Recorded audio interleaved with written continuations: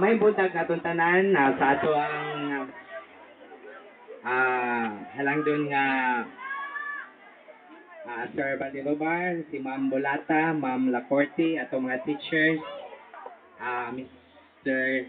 Makahe, o si ato ang Dr. Sa unang eskwela pa ko sa CBPC pumunta sa una. Siya mo'y amo ang guidance counselor. Siya priwede hapon rin. Ma'am Dr. Di Guzman.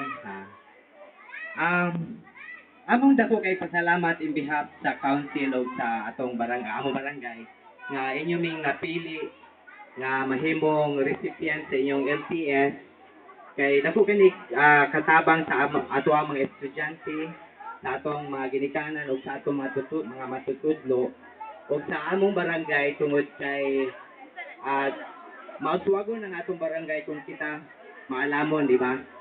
So, daghan kay salamat Diyos kayo nga inyo ming gitagaan o higayon nga ma-share ang inyong mga knowledge sa atong mga kabataan o hinaot lang ko nga magpilmi o sa mga katuligan pang mga bot inyo gyapon ming tagaan o higayon.